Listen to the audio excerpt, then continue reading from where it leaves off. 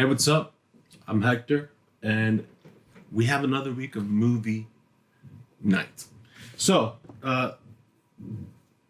this Friday, we're going to talk about my favorite films. Now, so I'm partial to horror, so we're going to do horror. Eventually, we'll do the rest of the genres, but come on. You knew it was going to come here eventually. So, I'm going to break down a list of 10.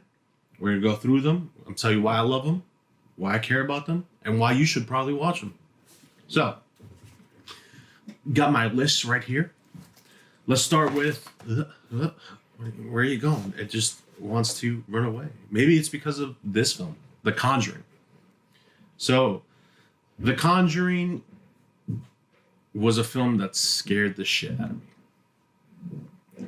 It was based on true events. It's based on Ed and Lorraine Warren, who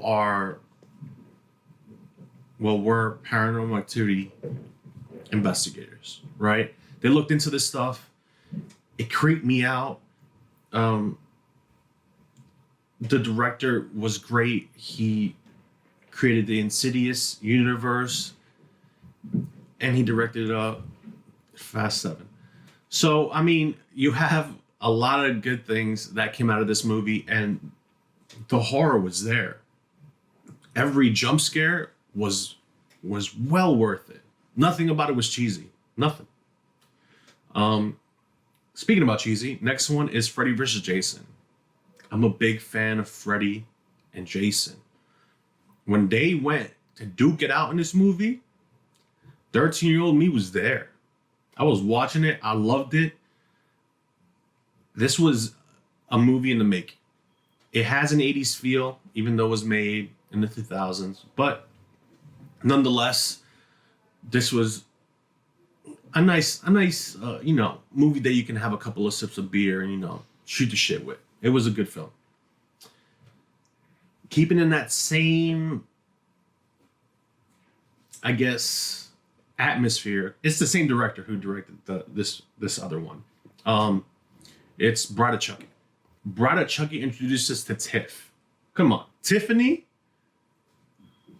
Bro, she is by far one of my favorite, horror characters. She's funny. She's seductive. She's just all around a badass. She can fuck up Chucky, but at the same time, man, does she make some great meatballs. Because that's what Chucky loved about her too. It was funny. There was aspects of horror, but sometimes it went too funny. But again, we're talking about a killer doll here. So they try to remake it. How did that go? That didn't go that good. So, next up is Jason Lives. Jason Lives is one of my favorite Friday the 13th films, just because of the fact that it creates Jason into something that's never been seen before. And that's supernatural. Nothing can stop him. Nothing can kill him. I mean, you could drown him. He's still going to come back. This is the movie that made him into what he is. And I loved it. Tommy Jarvis is in this. And the actor who played him, he was in Return of the Living Dead 1 and 2. He's a great actor, and he just brings the movie's awesome, and the game, if you play it, you'll get the same feels too, because that's another awesome piece of little, tidbit. And you might see me on Twitch, playing it. Next up, we have Candyman. I'm only gonna say his name once. Just putting it out there. I saw this movie as a child, and I have been scarred. I don't look into mirrors a lot. All right, this is the movie to do it. But it just brought Tony Todd's character and just made him into something big. Every time that I heard his voice, every time that I saw him in another movie, that's the only thing that I thought about. I thought about that character. And I fell in love with the film, to be honest with you. The history I mean, everything, it feels like it can happen. It, it just, it's something that's never been seen before. And I hope that when it comes back, it's done just as well, which I know they will, because I see the trailer and ooh, I'm in there. I am in there, bro. Next up is Jaws. I'm scared of like deep water. Like, mind you, it capsizes. That's all right. I'm wallowing for at least 30 minutes before I'm looking for something to hop on, because Jaws scared the hell out of me as a child. I used to go to Universal and I used to ride the ride, Jaws, the ride, like every single time. It is something that I hold near and dear to my heart. I love Jaws. I have Jaws posters all over the apartment, even though Karen doesn't want me to. I love Jaws. It's filmed great.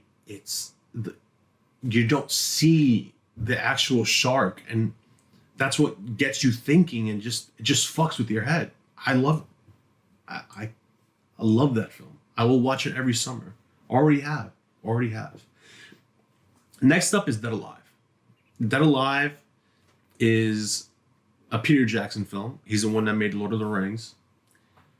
That film is one of the goriest, the funniest. There's some scares here and there, but it's ultimate cheesy. It is just a great film. You think about how was he able to do this? The special effects that are in this film are phenomenal. Like, I don't know how half of this was made. Like, that's crazy. I still can't find out how some of it was filmed. To this day. All right.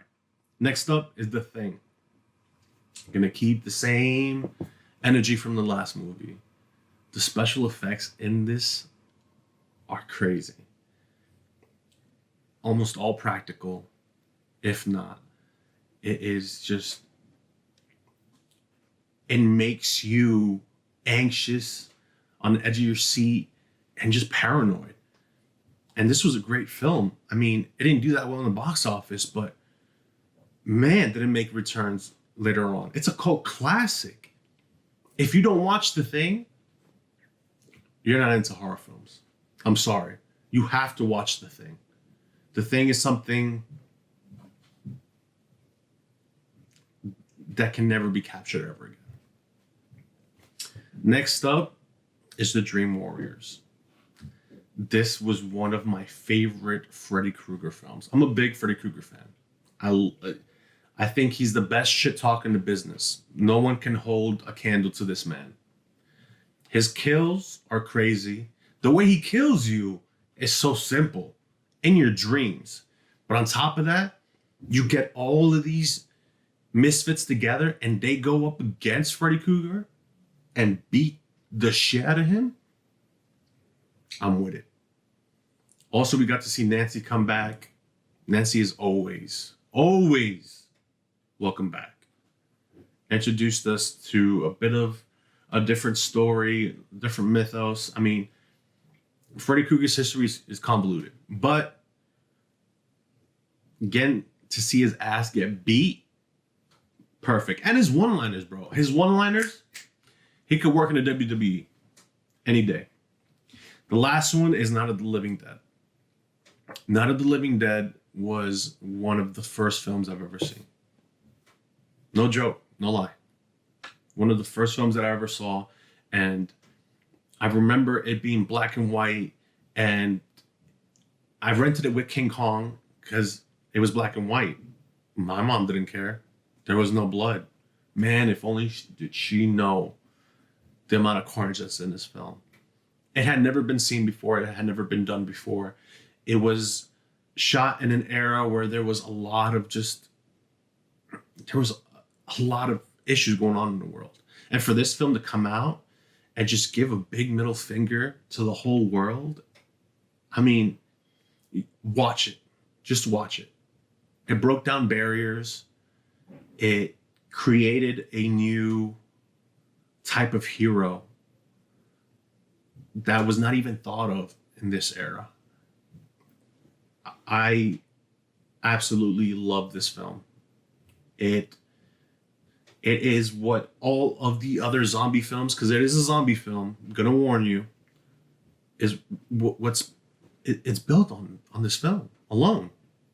Like, you need to watch this. It's you can watch it on YouTube for free. On YouTube for free. Look it up, watch it, turn the lights down, get a little glass of wine, some Cheetos, and go watch Night of the Living Dead. So, those are my top 10 for horror. For the next list coming up, I know I'm gonna do comedy for sure. I love me some comedy. I'm gonna do sci-fi. I'm gonna do action, and I think that's gonna round it up because that's the only thing I'm kind of into. Oh, kids movies, Goofy movie, bro. Mighty Ducks, bro. They're gonna be in here too. But besides that, that's all I got for you for this week. Make sure to comment, like, subscribe. If you have one of these movies that you've seen and you want to talk about it, hit me up, bro. I will talk to you about horror films till your ears bleed, because we're going back to horror. So, thank you for being here for another week. I know sometimes I could get redundant and a little boring, but y'all here supporting us. I see y'all. All right. I actually recorded sound this time. I didn't record sound the last time, and it kind of sucked. So, but yeah, I appreciate y'all. Take care. See y'all next week.